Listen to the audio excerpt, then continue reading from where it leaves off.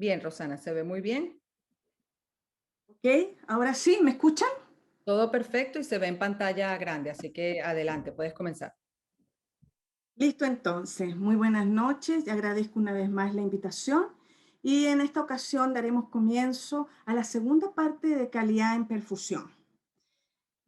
En este caso, la presentación está compuesta primeramente, vamos a hablar de, una teoría, de la teoría de causa de accidentes en salud. Vamos a hablar de un modelo de seguridad del paciente. Nuevamente vamos a retomar el proceso de perfusión un poco más completo que el que vimos la semana pasada. Vamos a observar y vamos a analizar la propuesta de modelo de seguridad en perfusión de la Asociación Latinoamericana de Perfusión, modelos de evaluación y conclusiones. Para comenzar entonces como hilo conductor a partir de la semana anterior, voy a recordar dos diapositivas que me parece que fueron muy interesantes para graficar el impacto del problema, la magnitud del problema que significan los accidentes en salud. Solamente voy a leer dos líneas de esta diapositiva porque ya la vimos la semana pasada y recordar que un paciente tiene un riesgo estimado de prevenible de morir mientras recibe una atención médica de 1 en 300. Sin embargo, si nosotros tenemos qué probabilidades de morir en un accidente de aviación es 1 en 3000. Y la última línea de esta diapositiva dice que 1 millón de pacientes mueren cada año por complicaciones quirúrgicas. Solamente quiero recordar lo que significa la magnitud del problema de los accidentes en áreas de la salud y por supuesto que nosotros no estamos exentos de esto. Y si nosotros hacemos bien las cosas, si nosotros invertimos en seguridad, nos va a conducir a un ahorro. Este es un estudio que se hizo en los Estados Unidos, se recopiló información en 5 años y se hicieron solamente mejoras en algunas situaciones localizadas sobre seguridad. Y se ahorraron 28 millones de dólares en 5 años con un 15% de rentabilidad por año. Esto lo vimos la semana pasada, pero solamente los quise traer a colación para magnificar lo que significa que nosotros seamos cuidadosos en nuestra labor y si implementamos estas pequeñas estrategias que yo les he ido compartiendo con ustedes desde la semana pasada y las que vamos a completar el día de hoy, podemos lograr muchísimo. ¿Por qué debemos tener un modelo de seguridad de paciente? Porque debemos crear nosotros en nuestras instituciones una cultura que motive a pensar y a trabajar en un enfoque de minimizar los riesgos, no solamente para nuestros usuarios, que son los pacientes, sino para nosotros mismos como prestadores de servicio. Es una responsabilidad también cuidarnos nosotros mismos, porque también tenemos responsabilidades legales y debemos estar bien respaldados. ¿Por qué pueden ocurrir los accidentes en salud? Y voy a hablar muy poquito sobre la teoría de efecto de dominó de Frank Beers, que es la que mejor se ajusta a explicar los eventos adversos. La teoría de causalidad nos explica los factores y causas de por qué ocurren accidentes en salud. Estos se dividen en precontacto, contacto y postcontacto, que nos explican la pérdida y luego viene el accidente propiamente tal. Y la primera causa es la falta de control. La falta de control es el primer factor para que un accidente sea posible. Y se debe básicamente a estos 3 puntos que están aquí en esta diapositiva. Primeramente, la inexistencia de programas o sistemas de seguridad. Segunda causa, estándares inexistentes o inadecuados para los requerimientos de los distintos procesos y incumplimiento de los estándares establecidos. Estas causas nos va a desencadenar el efecto dominó, que muchas veces a lo mejor lo hemos escuchado. Parte de una falta de control. Esta falta de control va a activar algunas causas que pueden ser muy básicas, pero estas causas básicas van a desencadenar causas más intermediarias, más difíciles, que nos van a llevar al incidente o al accidente propiamente tal. Y esto, la consecuencia final, es la pérdida que en nuestro caso puede significar la muerte de nuestro paciente. Y volvemos al proceso de perfusión, que lo vimos la semana pasada, por razones de diapositiva lo he fraccionado en dos, y parte por la programación de la cirugía cardíaca. El proceso es la parte central y tanto a derecha como a izquierda son los múltiples de protocolos y pasos que nosotros deberíamos seguir. Esto es un resumen, nada más, que por ejemplo, lo vimos la semana pasada y voy a tomar de ejemplo a lo mejor, por ejemplo, el montaje de la bomba, que sería el tercer paso de este proceso, y voy a necesitar, miren, 1, 2, 3, 4 protocolos para cumplir este montaje. La selección de suministros, el protocolo de montaje propiamente tal, el cebado, los chequeos de los recursos, protocolo de seguridad.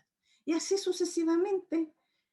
La conexión de la bomba también tiene que tener un protocolo. En el momento que vamos a heparinizar, también debemos tener las directrices de cómo vamos a heparinizar, dosis, cuánto el anestesiólogo, cuánto nosotros, cómo lo vamos a controlar, con qué dispositivo, con qué equipo lo vamos a hacer. Todo eso debe estar protocolizado.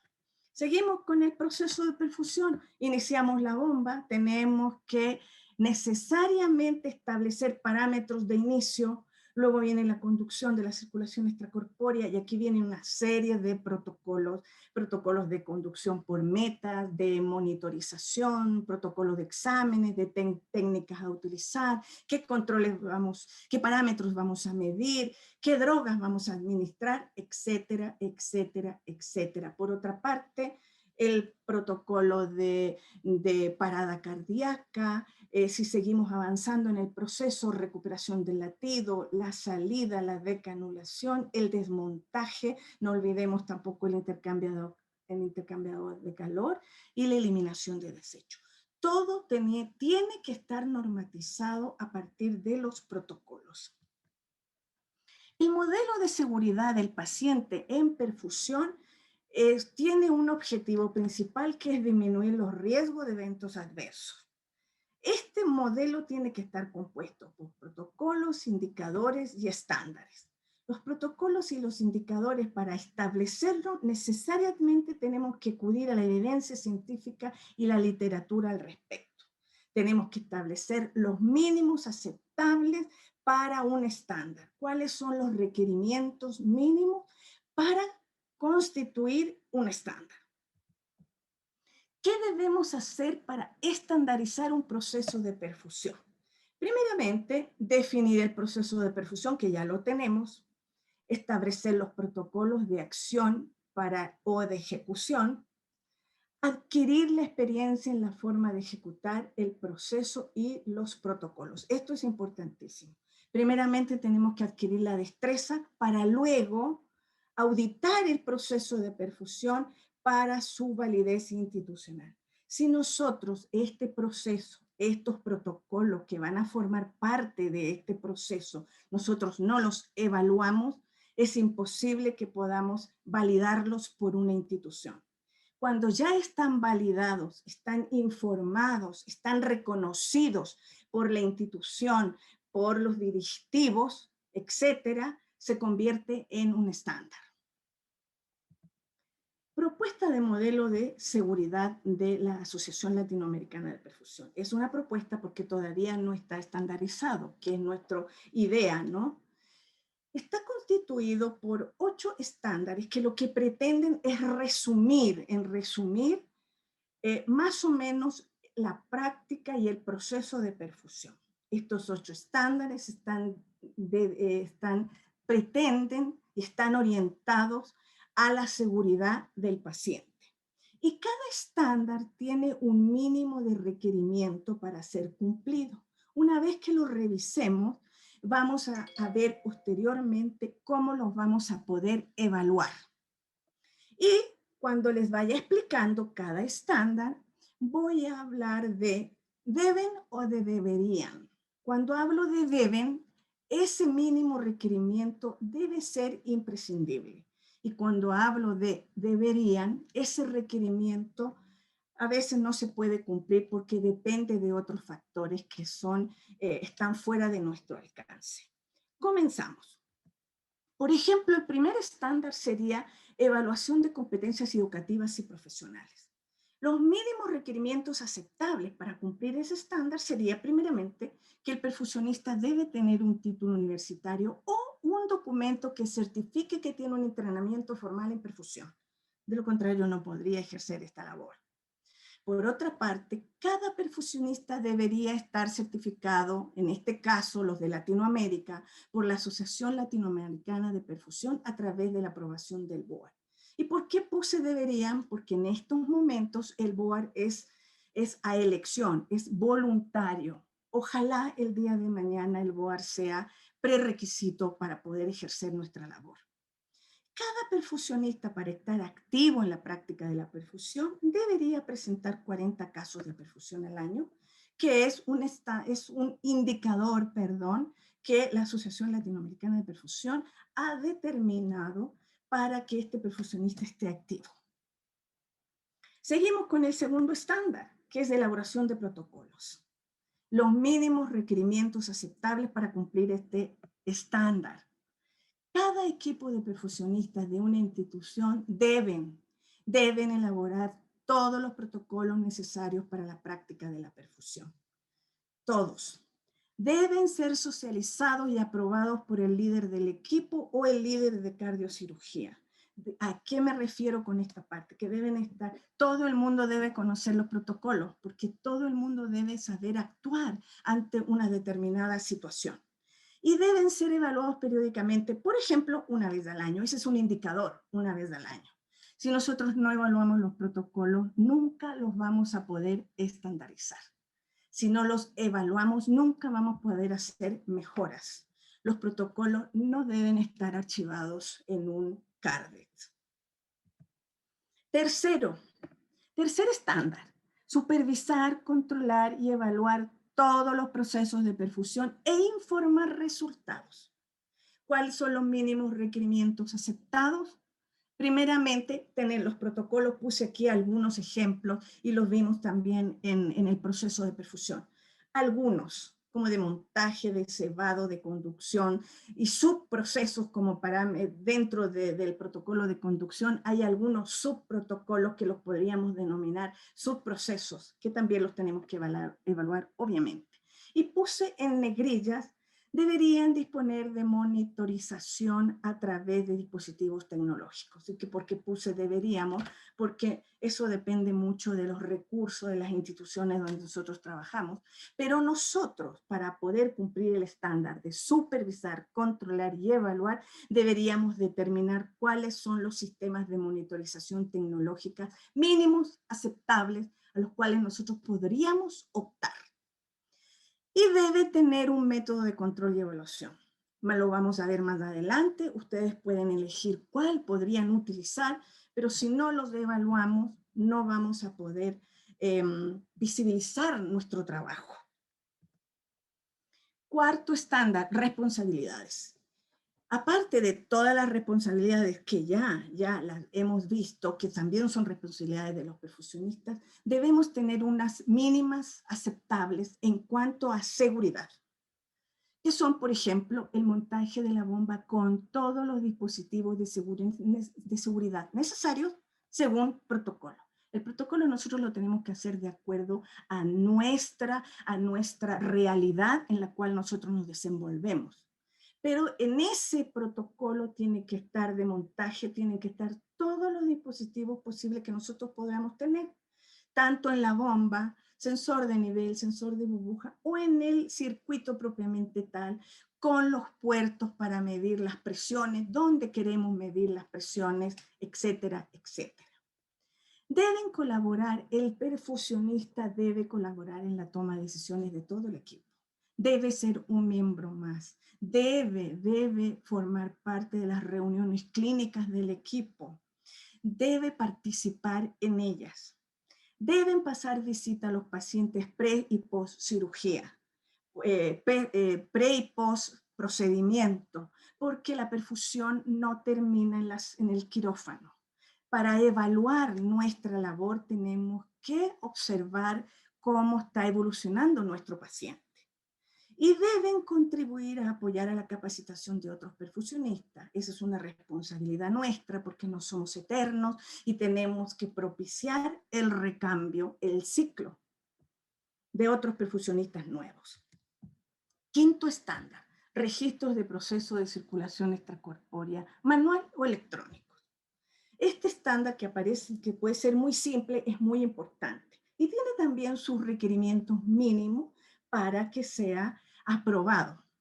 Deben estar este registro incluido en la historia clínica del paciente, porque este registro debe formar parte, porque puede ser un respaldo legal para nosotros. Debe quedar una copia archivada para la casuística de la institución y de ahí nosotros poder tener datos para poder después evaluar. Debe incluir todos los parámetros como exámenes de laboratorio, balance, registro de medicación, frecuencia de control, etcétera, según el protocolo. Y debe incluir listas de verificación. Eso es importantísimo, los checklists. Sexto, seguridad en perfusión. ¿Y por qué lo puse aparte? Si bien es cierto, todo este modelo está designado a que nosotros podamos prevenir eventos adversos y tener una práctica segura, debe haber un estándar que se llame seguridad en perfusión propiamente tal. Y está compuesto por estos siguientes requerimientos mínimos. Protocolo para abordar las posibles fallas técnicas como tecnológicas. Debemos tener un protocolo para prevenir si se nos daña algo, qué debemos hacer. Ojalá tuviéramos equipo de backup, eso no siempre lo podemos hacer, pero sí deberíamos tener nuestros equipos con revisiones periódicas.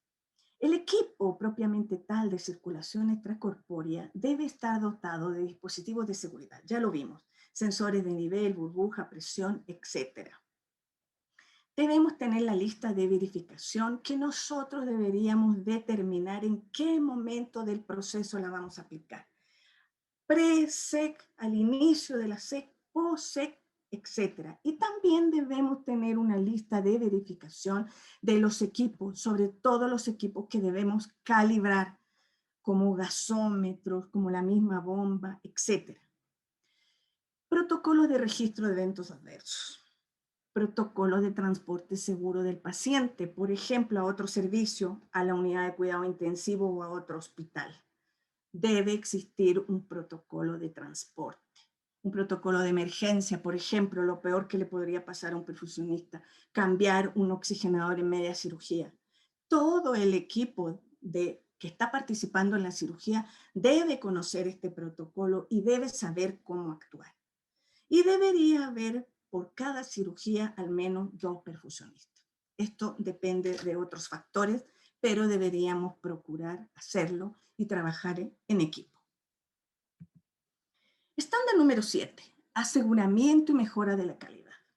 Y los mínimos requerimientos aceptables son: los perfusionistas deben llevar una casuística de registro y procedimiento, tanto locales como nacionales. Esto es importantísimo. Deberíamos nosotros reportar nuestra casuística a la Asociación de Perfusión Local de cada país, porque eso nos va a ayudar a hacer trabajos más grandes, a evaluar en forma más masiva y poder tener mejoras que sean más estandarizadas. Participar y desarrollar en estudios de investigación en el área de perfusión. Nosotros no podemos estandarizar nada, no podemos cambiar ninguna técnica si nosotros no la justificamos y no la fundamentamos a través de un trabajo de investigación. Y debemos participar y desarrollar programas de educación continua. Y por último es el estándar de mantención de equipos. Y es de aquí donde ya lo hemos venido comentando, los requerimientos mínimos, mantener los equipos de soporte circulatorio en forma óptima. Deberíamos tener un sistema de registro, de fechas de mantenimiento, cada cuánto tiempo, cada 6 meses, cada 1 año, cada año y medio. Ojalá el personal que revise los equipos sea certificado por las empresas.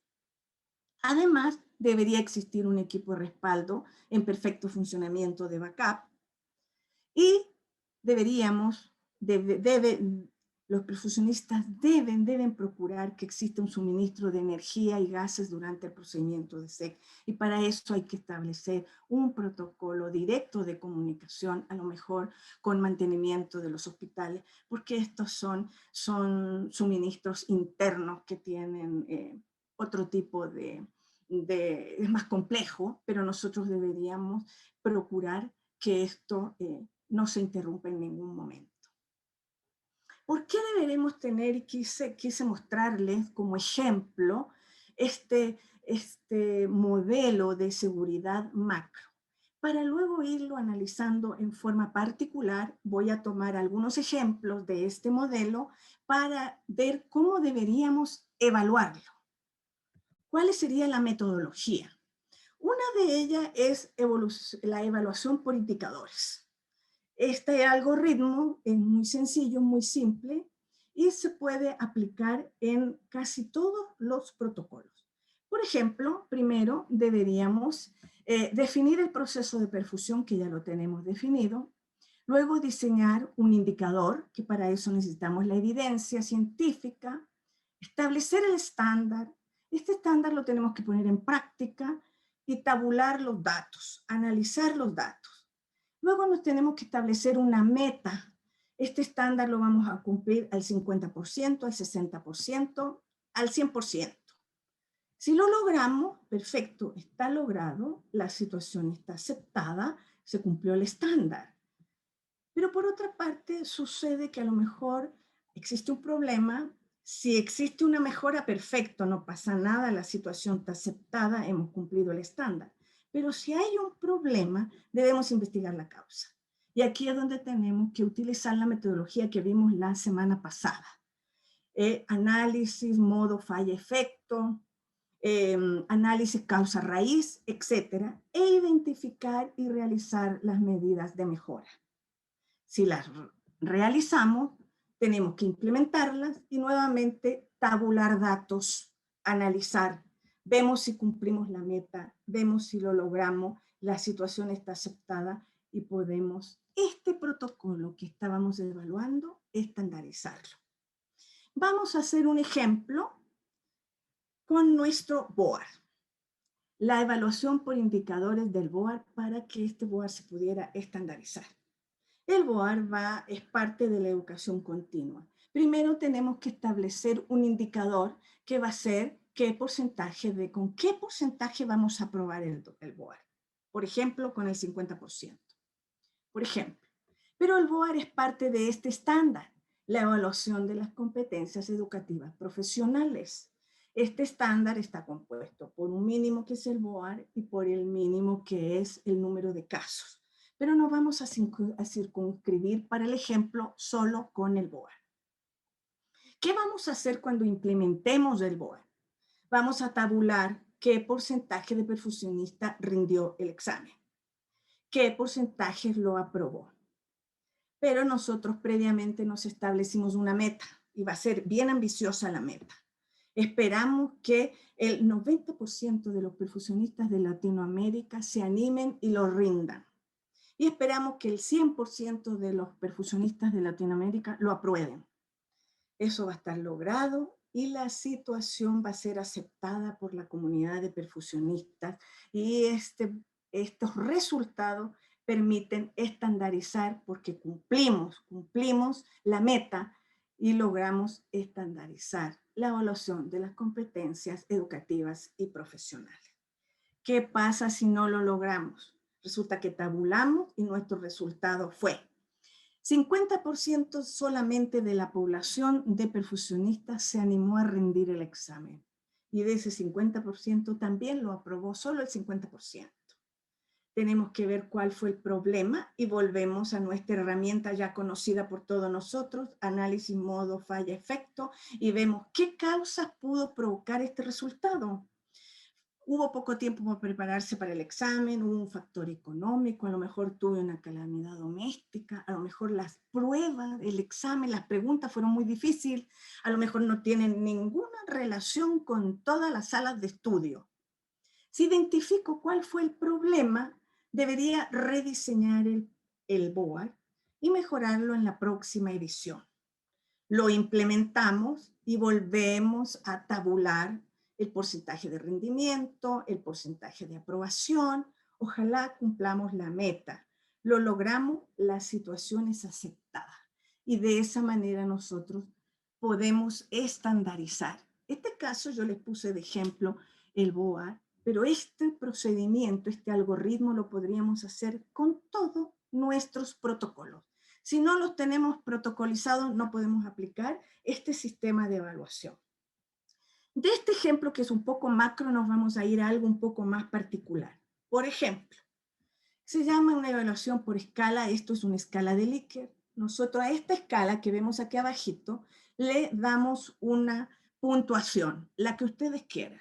Por ejemplo, 10 de 8 va a ser, el rango de 10 a 8 va a ser excelente, de 8 a 6 va a ser adecuado, y menor o igual a 6 va a ser inadecuado. Vamos a medir y vamos a tratar de evaluar el estándar, supervisar, controlar y evaluar todos los procesos de perfusión e informar resultados. Voy a tomar, por ejemplo, el protocolo de conducción de perfusión, que tiene varios subprotocolos o subprocesos. Por ejemplo, el de parámetros de perfusión, protocolo de protección miocárdica, protocolo de manejo de anticoagulación, entre otros. Solamente puse estos para ejemplificar. Y les damos una puntuación. En este caso le dimos puntuación de 10 puntos. El total del protocolo va a ser 30 puntos. Pero vamos a ir midiendo por subproceso o por subprotocolo. Y vemos, después evaluamos en nuestro registro que nosotros debemos tener. Y por ejemplo, una vez al mes yo puedo aleatoriamente seleccionar unos 3, 4, 5 pacientes. Veo un paciente y veo que el parámetros de perfusión yo lo analicé y los cumplí a cabalidad, cumplí los 10 puntos. La protección miocárdica también.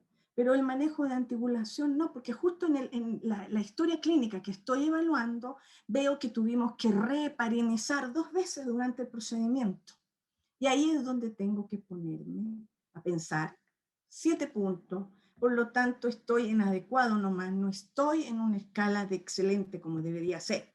Este resultado yo debo publicarlo, debo informarlo y debo analizarlo con los diferentes métodos que vimos la semana pasada.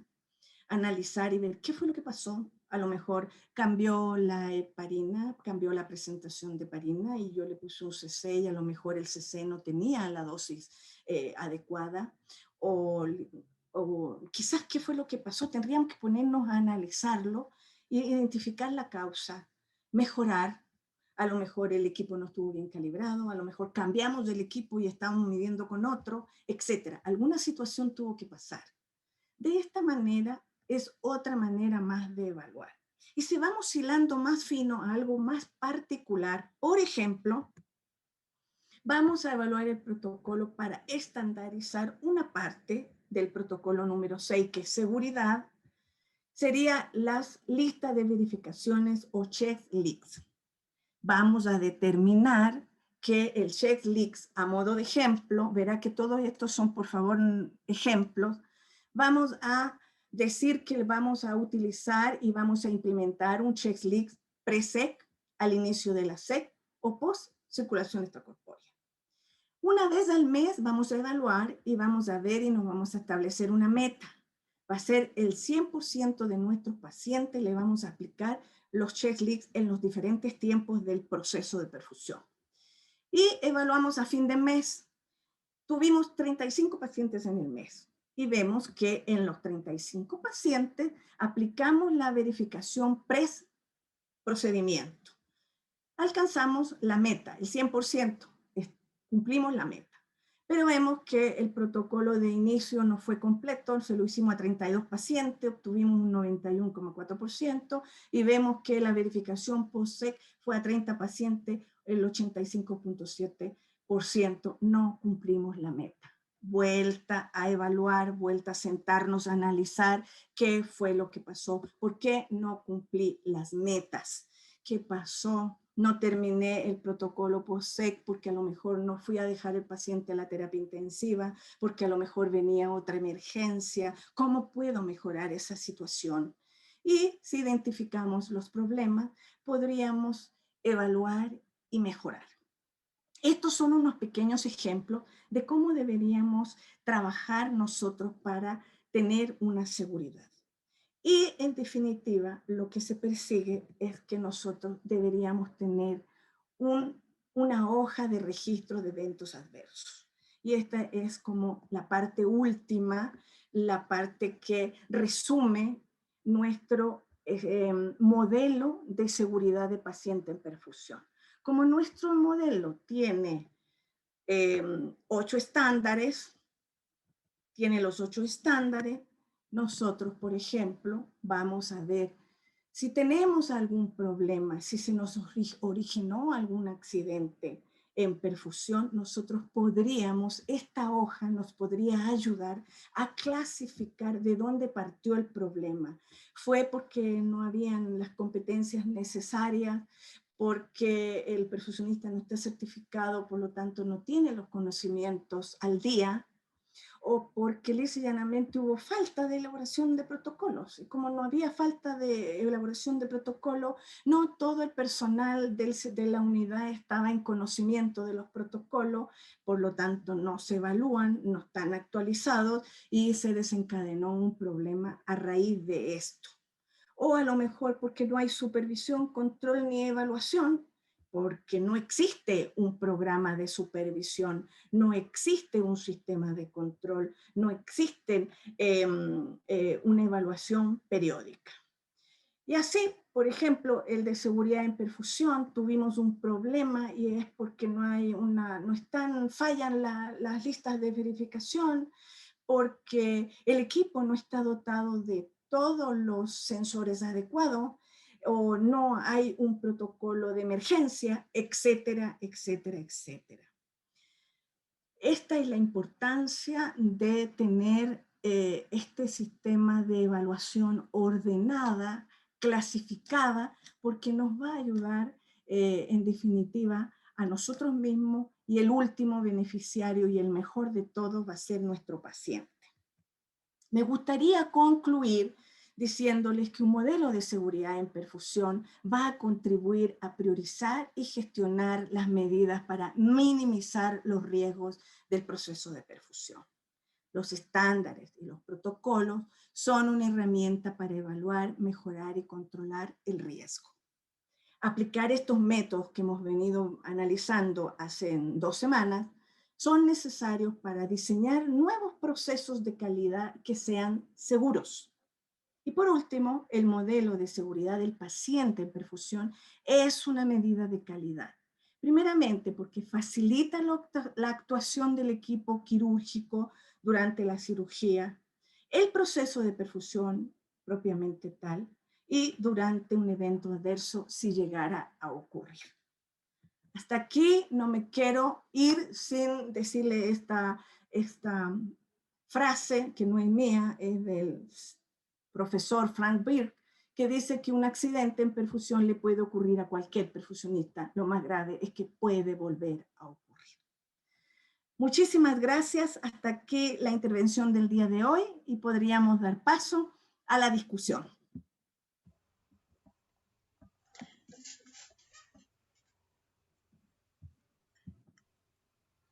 Gracias, Roxana. Excelente. Me gustó muchísimo. Estoy segura que a todos los participantes también. Muy, muy apropiado.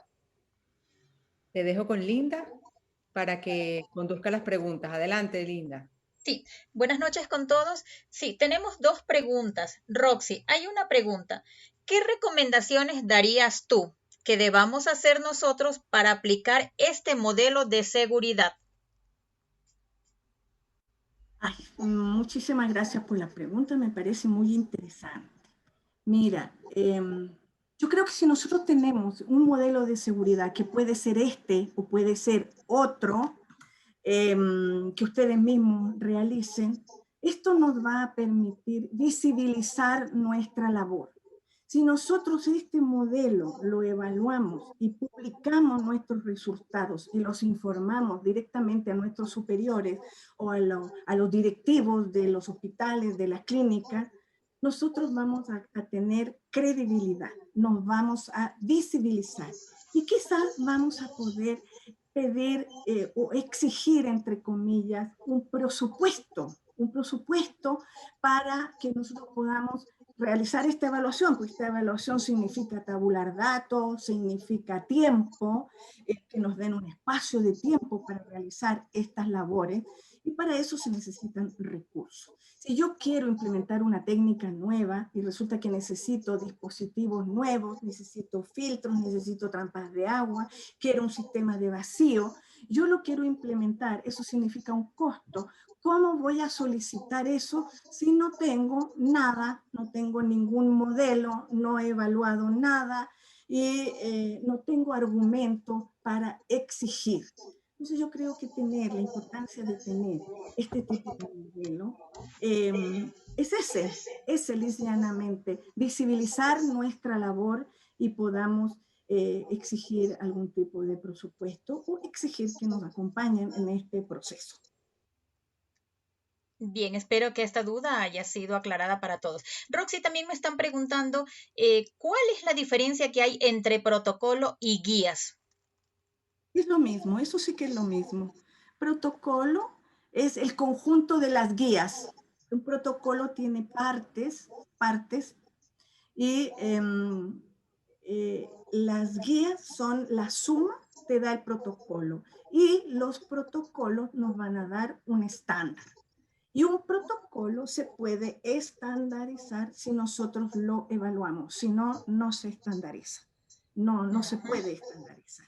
Entonces, un protocolo es una suma de guías. Perfecto.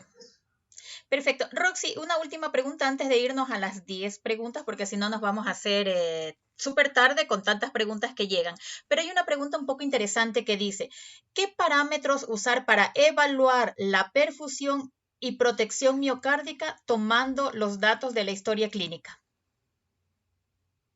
Bueno, nosotros deberíamos tener un registro en nuestra hoja de perfusión, deberíamos tener registro del tiempo que se demoró en la parada cardíaca, el tiempo que se demoró en recuperar el latido cardíaco. ¿Cómo se recuperó el latido cardíaco? ¿Salimos en ritmo sinusal? ¿Salimos en ritmo nodal? Nosotros tenemos que establecer qué parámetros, por ejemplo, qué niveles de concentración de potasio tuvimos durante el procedimiento de parada cardíaca, cuánto tiempo demoró, etcétera. Nosotros deberíamos tener y normatizar ese protocolo para nosotros poder realmente evaluarlo. Ya incluso existen algunos estudios en que posteriormente se tienen que hacer, tomar a lo mejor una muestra quirúrgica, una muestra muy pequeña de biopsiar de cómo se encuentra ese corazón cuando está parado o cuando se activa, pero eso son palabras ya mayores, ¿no? Pero nosotros podemos hacer una pequeña revisión. Si nosotros, por ejemplo, adaptamos en muchos de nuestros lugares, existen fórmulas de cardioplegia que son propias, originales de los servicios. Esas fórmulas deberíamos a lo mejor evaluarlas de esta manera. ¿Cuánto tiempo nos demoramos? La primera dosis de cardioplegia, ¿cuánto tiempo duró esa asistolía? ¿Cuántas veces tenemos que pasar una redosis? ¿Cuánto por kilo de peso? Esas cosas deberíamos evaluarlas de acuerdo a el producto que nosotros estamos usando. Entonces tenemos que hacer nuestras guías, la suma de las guías nos va a llevar al protocolo y el protocolo debemos evaluarlo para estandarizarlo. Perfecto, perfecto, Roxy. Algo que me encantó fue la evaluación por indicadores. Ese algoritmo me encantó muchísimo. Nos llevará sin duda a crear muchos protocolos y a estandarizar muchas cosas. Yo no sé si Humberto tendría ya las 10 preguntas. ¿Tendría Pequeña lista? Sí, pregunta, aquí las espérate. tengo. Aquí las Hay una tengo. pregunta que estoy leyendo yo. Sí, hay Dice, unas. la metodología, análisis, modo falla-efecto, al utilizarse como un método prospectivo, es conveniente realizarlo después de aplicar los protocolos y por qué. Sí, efectivamente, tenemos que, todos estos métodos de evaluación que hemos visto, todos deberíamos evaluarlos después de aplicar el protocolo, porque si no, ¿cómo vamos a evaluar? Tenemos que les dije yo ahí en una de las diapositivas, desarrollamos la experiencia de la aplicación del protocolo, tabulamos datos, necesariamente tenemos que tener datos para poder evaluarlo y ver cómo los mejoramos y cómo los volvemos a adaptar, o a lo mejor lisa y llanamente ese protocolo no sirve y tenemos que hacer otro nuevo. Eso depende de los resultados. Si no tengo valores, puedo evaluarlos. Tenemos que tratar de buscar los indicadores a través de nuestra evidencia, tratar de buscar nuestra guía para poder evaluar de esta forma, que es la más simple que yo les pude transmitir el día de hoy. Sí, muy bien. Para añadir acerca de los 40 casos que comentaste, sí, que varias personas pueden pensar, bueno, yo actualmente no estoy haciendo 40 casos o me cuesta llegar a hacer 40 casos, sería lo ideal porque tenemos que estar activos. En ALAP se puede estar certificado con un estatus que se va a llamar inactivo, ¿ok? Para personas que ya están retiradas pero que quieren rendir el board y quieren tenerlo y se clasifican como estatus inactivo. Ellas pueden pasar a estatus activo si retoman la perfusión. Y en cuanto a los 40 casos, en la página web del Board Latinoamericano lo pueden observar, ya eso es en la segunda fase que es recertificación. Y en sí es un cuadro donde usted puede observar la actividad clínica del perfusionista, que en realidad terminan siendo 35 casos, son 40, pero de los cuales 5 usted puede ser asistente de perfusión. Entonces, formalmente, sería, tomando en cuenta, como estamos en Latinoamérica en algunos programas, serían 35 como perfusionista principal y 5 casos como asistente o como bypass venovenoso o bypass hepático, o también hay unas clasificaciones para guardias de ECMO que se cuentan como casos. Eso lo podemos hablar más adelante, pero que no quería que se fueran asustados de que eran 40 casos específicamente. O sea, en realidad todo se está orquestando para que no sea fácil a todos, no para que veamos esto como algo inalcanzable, porque volviendo a la lámina que colocas con el ejemplo, en realidad eso es lo que queremos. Queremos estar todos certificados y que nuestra profesión suba y se quede ya arriba en Latinoamérica. Entonces, la manera de hacer esto es que todos de la mano estemos allá arriba. ¿Ok? ¿Estamos listos para las preguntas? Ok, voy a proceder a colocar las preguntas. Este es un quiz netamente anónimo. Son 10 preguntas que Roxana elaboró para nosotros. Van a estar en pantalla. Tienen un tiempo para contestarlas. Las vamos a leer. Linda, si quieres procede y lee tú las 10. Adelante.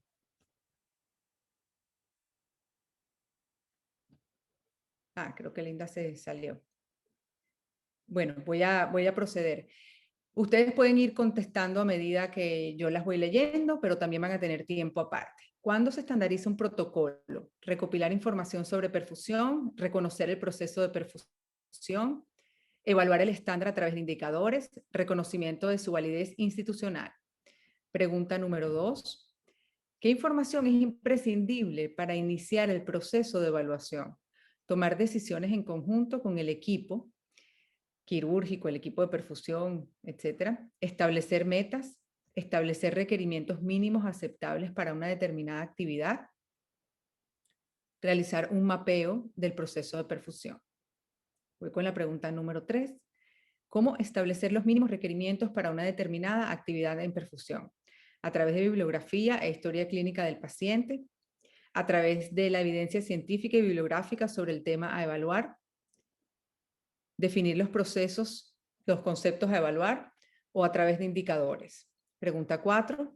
Después de una evaluación del proceso de perfusión o parte de este, ¿cuál sería la acción a realizar?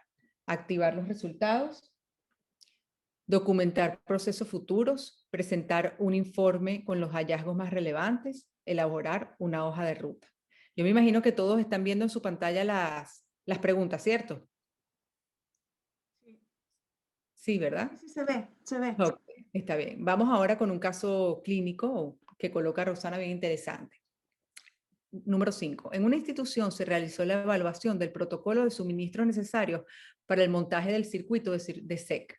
Los resultados permitieron realizar las siguientes acciones, excepto realizar mejoras en el protocolo de selección no sale aquí el resto de esta pregunta, de esta respuesta, Rosana. Realizar mejoras en el proceso de selección de De suministros. de suministros, ok.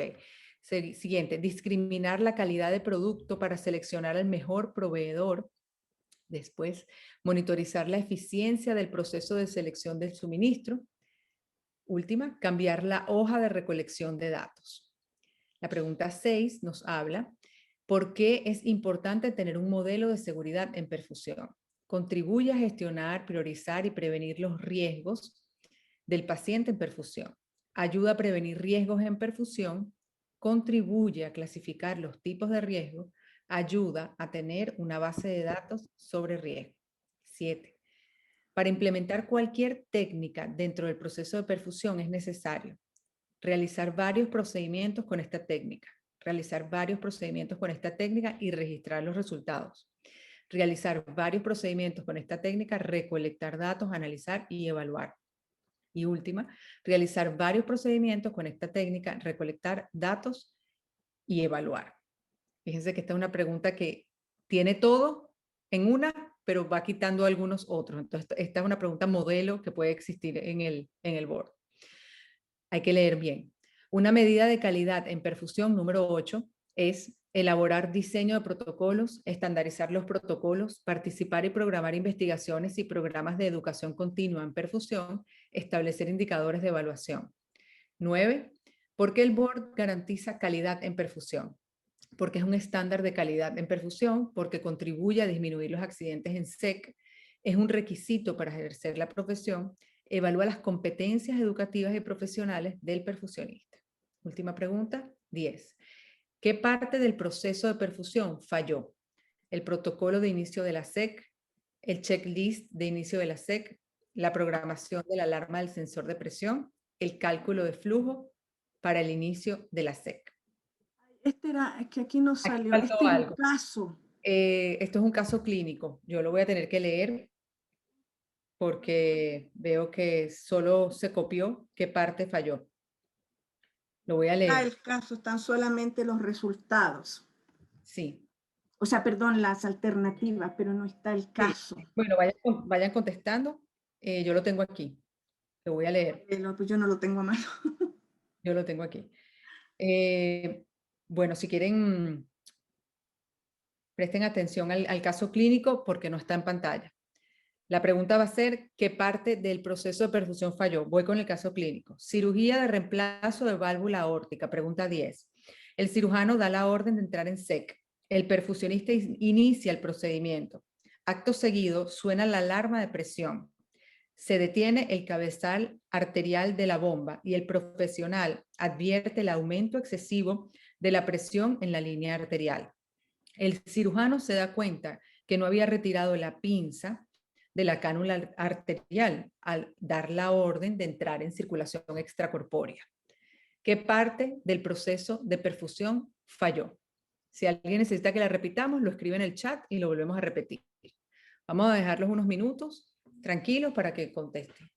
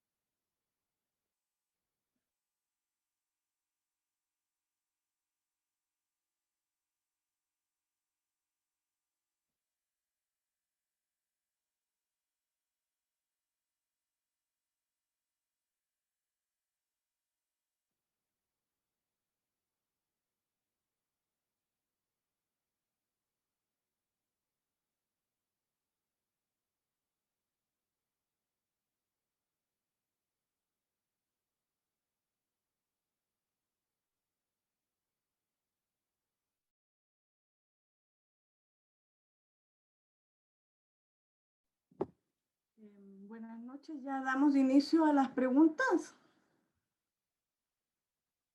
Hola, estoy por aquí. 62% han votado, Rosana. Falta un poquito.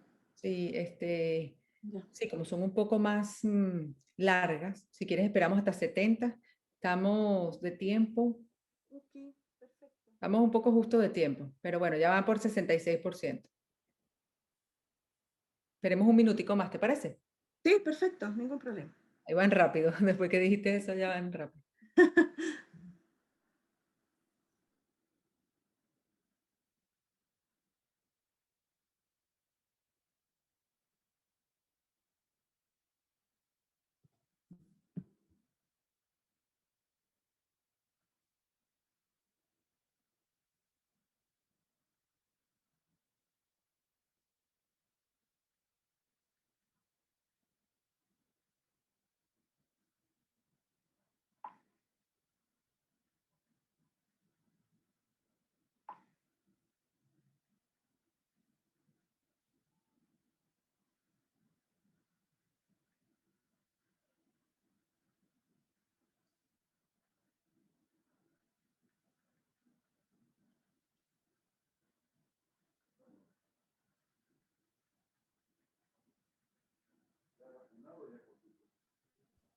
Ok, Rosana, 72%. Ok, Ok, vamos a proceder a cerrarlo. Ya no van a poder seguir contestando, pero sí lo van a poder ver en pantalla. 75%. Voy a cerrar aquí. Voy a compartir los resultados, los van a ver en pantalla. ¿Los ven? ¿Los ves, Rosana, en tu sí, pantalla? están en pantalla. Perfecto. Adelante, Rosana. Y Linda, como lo quieran hacer.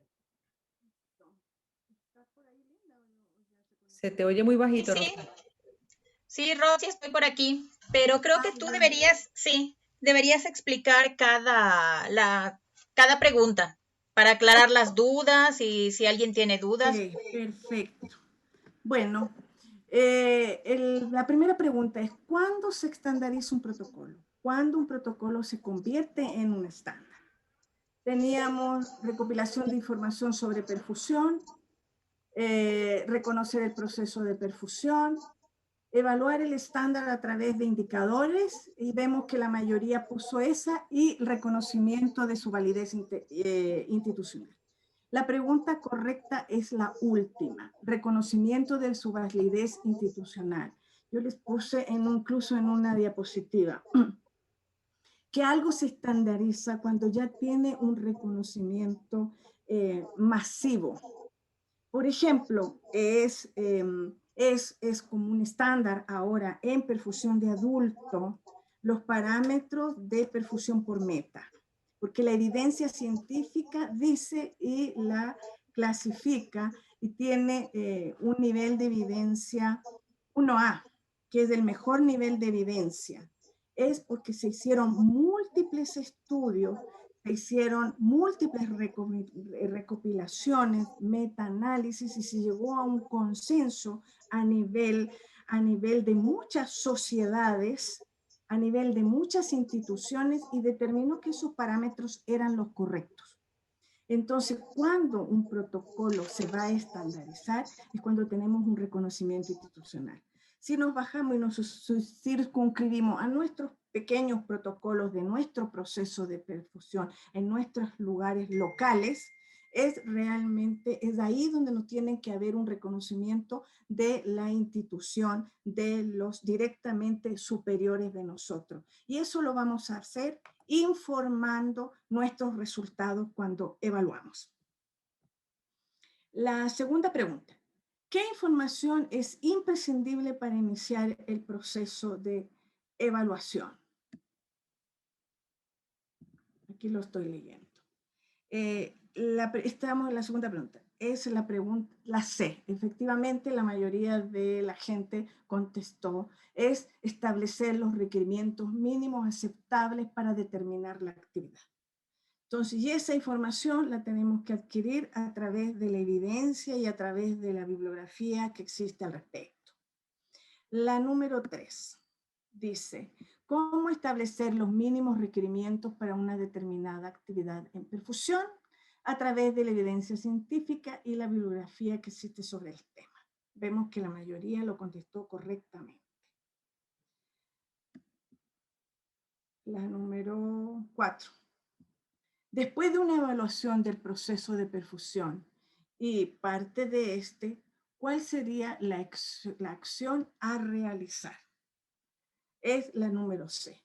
Presentar un informe con los hallazgos más relevantes. Si nosotros no socializamos nuestros resultados, tampoco nuestro proceso de evaluación va a ser muy fructífero. No vamos a poder hacer grandes cambios ni grandes mejoras, porque no todos los cambios y no todas las mejoras dependen solo de nosotros. También podemos hacer cambios y queremos adquirir más recursos, y eso tenemos que informarlo y socializarlo a los directivos de nuestros hospitales. Un caso. En una institución se realizó la evaluación del protocolo de suministros necesarios para el montaje del circuito y los resultados permitieron realizar las siguientes acciones, excepto la mayoría contestó correctamente. Por ejemplo, el cambio de hoja de recolección de datos no tiene ninguna relación, pero sí el analizar este protocolo va a permitir realizar mejoras en el protocolo de selección de suministros, sí, va a permitir discriminar la calidad de un producto y seleccionar a lo mejor al mejor proveedor, porque ya sabemos que a lo mejor es mejor usar este oxigenador y no el otro, porque este oxigenador tiene tales características y el otro no. Y nos va a permitir monitorizar la eficiencia del proceso de selección de suministros. Por lo tanto, esas tres primeras opciones son las adecuadas y lo que no tiene ninguna relación es la última, la D. En cuanto a las 6, ¿por qué es importante tener un modelo de seguridad? Y casi la mayoría, un 87% de los participantes contestaron correctamente. Es porque contribuye a gestionar, priorizar y prevenir los riesgos del paciente en perfusión, que definitivamente es lo más importante. Número 7. Para implementar cualquier técnica dentro del proceso de perfusión es necesario, la número 7, es necesario realizar varios procedimientos con esa técnica, recolectar datos, analizar y evaluar. El 96% contestó correctamente. Número 8. Una medida de calidad en perfusión es, y aquí vemos que aquí hay un poquito de discrepancia, vemos que estandarizar los protocolos tuvo un gran porcentaje, pero la pregunta correcta es la número C, participar en programas de investigación y programas de educación continua en perfusión. Esa es la medida de calidad en perfusión más importante, y esta misma pregunta la hice en la clase anterior. La máxima medida de calidad en perfusión son nuestros conocimientos. Nosotros podemos discutir y podemos argumentar cualquier procedimiento con una base científica al respecto. Por lo tanto, tenemos que investigar. Nosotros todos nuestros procedimientos tenemos que tratarlos de justificar con una pequeña investigación. Tenemos que, si voy a implementar a lo mejor un circuito nuevo, ese circuito tengo que evaluarlo, tengo que tabular datos y tengo que tener una conclusión final que se transforma en el fondo en un pequeño trabajo de investigación y comprobé que mi nuevo circuito sí es bueno, sí es óptimo, porque cumple con tales y tales características. Entonces, la pregunta correcta es la C, que es la que la mayoría de la gente realmente acertó. ¿Por qué el BOAR garantiza calidad en perfusión? Dice, evalúa las competencias educativas y profesionales del perfusionista. Así es. Esa es la pregunta correcta, casi todo el mundo la contestó. ¿Y qué parte del proceso de perfusión falló en este caso clínico que habíamos leído? Aquí hay un empate entre el proceso de inicio, del protocolo de inicio del SEC y el checklist. La pregunta correcta es el checklist, es la lista de verificación. Resulta que la lista de verificación es parte de este protocolo, es cierto, el protocolo de inicio de circulación extracorpórea, pero si nosotros hubiéramos realmente implementado la lista, el chequeo, que es lo más importante, podríamos haber observado antes de iniciar la circulación extracorpórea que existía una pinza, o lisa y llanamente podría ser parte de nuestro checklist. Preguntar, ¿está desclampeado arriba? ¿Puedo entrar y verificar lo que sucedió? Entonces, específicamente la causa del problema, porque esta es la idea de tener un modelo de seguridad, es identificar causas, y por eso terminamos esta charla del día de hoy, la terminamos con una propuesta de registro de eventos adversos para que facilite identificar la causa. La causa es esa y la podríamos haber identificado realizando un checklist del proceso de inicio de la circulación extracorpórea. Y creo que ahí hemos dado término a todas las preguntas. Sí, muy bien, excelente, bien ¿Bien? interesante. Sobre todo esta última que estuvo ese empate. Es importante recalcar que el checklist no se limita solamente a un solo checklist, sino el checklist tiene varios momentos. Puede ser dividido en varios momentos, después del montaje de la bomba, antes del inicio de la bomba, durante la circulación extracorpórea y para prepararnos para salir de bomba. Entonces, cuando veamos preguntas así, analicemos y trasladémonos al lugar de los hechos. Entonces, sepamos, por ejemplo, en este momento que puede existir, estarse refiriendo que existe un checklist justo en el momento antes de iniciar la perfusión. ¿Ok? Que esa prela la otra del protocolo de inicio de la SEC. Bueno, con esto terminamos esta sesión de preguntas. Rosana, muchísimas gracias por tu excelente exposición. Yo voy nuevamente a compartir pantalla aquí. Esta exposición que nos hizo Roxana hoy está siendo grabada y va a estar colocada en el canal de YouTube de la Asociación Latinoamericana de Perfusión. Sabemos que son 2 clases que ella ha dado, esta es la segunda, y bueno, se compaginarán ahí las dos, están muy, muy interesantes. También está la sesión de preguntas grabadas en ese video de YouTube. Nos encontraríamos mañana en Martes de Academia con el doctor Roy Rojas, quien va a hablar cómo aplicar e interpretar la oximetría cerebral en nuestra práctica diaria. Y la semana que viene, el lunes 8, tenemos nuevamente sala de estudio con Frat Wilkin Vargas y la tercera parte y final de cardiopatías congénitas, también con una sección de preguntas al finalizar. Linda, muchísimas gracias por tu moderación. Rosana, muchísimas gracias por tu preparación de esta excelente clase, porque creo que todos nos llevamos algo a casa y a nuestros trabajos bien importantes. Y bueno, deseosos de tener ese espacio en ALAP de registro de eventos, que creo que todos nos vamos a nutrir de ello. ¿Qué se ha pensado? ¿Hacer algo en la página web? ¿Hacer algo anónimo? Algo de eso habíamos hablado, ¿cierto? Hacer un registro de eventos adversos. Sí. A mí me parece que debería ser muy interesante esa propuesta y esa estrategia. Deberíamos hacer un registro de eventos adversos, y los que se animen podrían mandarnos a lo mejor por correo a la página y contarnos de algún accidente que hayan tenido, y nosotros podríamos analizarlos y de esta manera, y a lo mejor identificar una causa si es que no la han encontrado todavía. Y si la han encontrado, sería bueno también comentarla y socializarla para que si nos vuelve a ocurrir, ya sabemos cómo manejar la situación.